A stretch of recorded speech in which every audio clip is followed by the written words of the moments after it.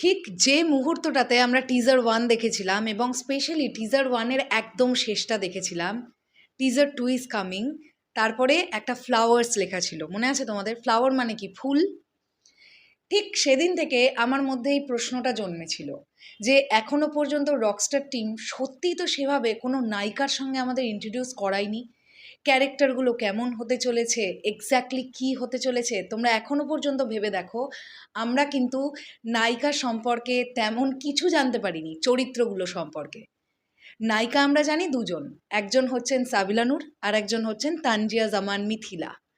কিছুদিন আগে আরও একজন মানে সিঙ্গারের নাম উঠে এসেছে, যার নাম হচ্ছে সুনিধি নায়েক। তো তারও মোস্ট প্রবাবলি একটা ইম্পর্টেন্স থাকবে রকস্টার সিনেমায়, এটা আমি এক্সপেক্ট করছি, কারণ ডিরেক্টর আজমান রুশো তিনি নিজে একজন মিউজিশিয়ান। আরও একজন মিউজিশিয়ানকে যখন ছবিতে নিয়েছেন তখন তাকে একেবারে এলেবেলে একটা ক্যারেক্টারে দিয়ে দেবেন আমার এটা মনে হয় না।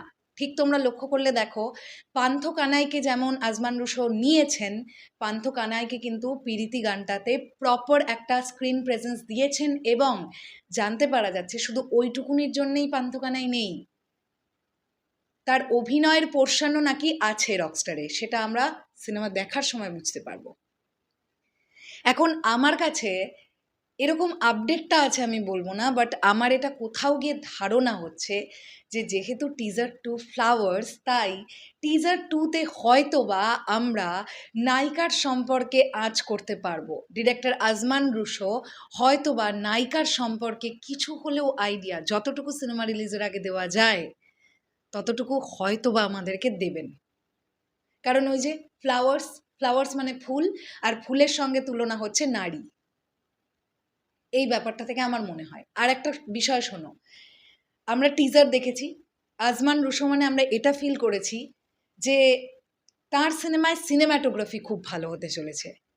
মামুন ভাই, যিনি সিনেম্যাটোগ্রাফার হিসেবে কাজ করেছেন, তিনি এখনো পর্যন্ত রকস্টারের টিজার 1-এর কথা বলি অথবা পিরিতি গানের কথা বলি, সিনেম্যাটোগ্রাফি দিয়ে কিন্তু মুগ্ধ করতে পেরেছেন দর্শকদের।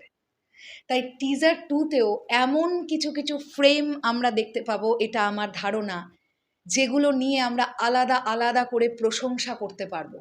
অ্যান্ড ওয়াইড অ্যাঙ্গেল শটের ইম্পর্টেন্স কি টিজার 2তে আমরা পাবো? টিজার 1-এ কিন্তু পেয়েছিলাম, মনে করে দেখো, আমরা বেশ কিছু ওয়াইড অ্যাঙ্গেল শট দেখতে পেয়েছিলাম।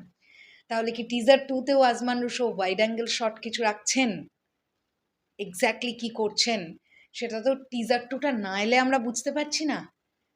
তবে আমি রিসেন্টলি সাবিলা নূরের একটি ইন্টারভিউ দেখেছি, তিনি নিজে এই কথাটা বলেছেন যে তাণ্ডবের ক্ষেত্রে অনেকের এটা একটা আক্ষেপের জায়গা ছিল যে মেগাস্টার শাকিব খানের সঙ্গে সাবিলা নূরের যে টাইম ডিউরেশন, স্ক্রিন প্রেজেন্টেশনের টাইম ডিউরেশন, সেটা একটু কম ছিল, তাই একটা আক্ষেপ ছিল।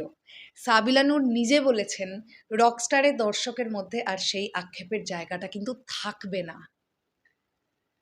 তবে কি আমরা সাবিলা নূর, তানজিয়া জামান মিথিলা দুজনের ক্যারেক্টার সম্পর্কেই টিজার 2তে আইডিয়া পাবো?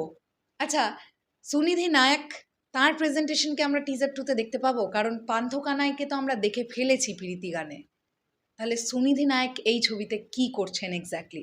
নাকি সেটাকে একদম সারপ্রাইজ হিসেবেই রাখবেন ডিরেক্টর আজমান রুশো? পুরোটাই টিজার 2 এলে আমরা দেখতে পাবো। তবে আমি এই টিমটার ওপরে ভীষণ বিশ্বাস রাখছি, কারণ একটাই, এখনো পর্যন্ত যে কটা ভিডিও কন্টেন্ট এসেছে সেগুলো প্রমিসিংলি প্রেজেন্ট করেছে টিম। এইবার মূল মোদ্দা কথা হচ্ছে সিনেমাটা কেমন হবে। যাই হোক, আর বেশি দিনের তো ওয়েট করতে হবে না, মাত্র 6টা দিন দেখতে দেখতে কেটে যাবে। তারপরে সেই মোমেন্টটা আসবে যখন দর্শকের কাছ থেকেই জানা যাবে যে তাদের সিনেমাটা কেমন লাগছে, বা তোমরা যারা সিনেমাটা দেখবে বা আপনারা যারা সিনেমাটা দেখবেন, আপনারা বলবেন সিনেমাটা আপনাদের কাছে কেমন লেগেছে। শেষ করলাম ভিডিওটা, আসছি আবার খুব শিগগিরই নতুন কোনো ভিডিও নিয়ে। তাহলে এখনের জন্যে টাটা।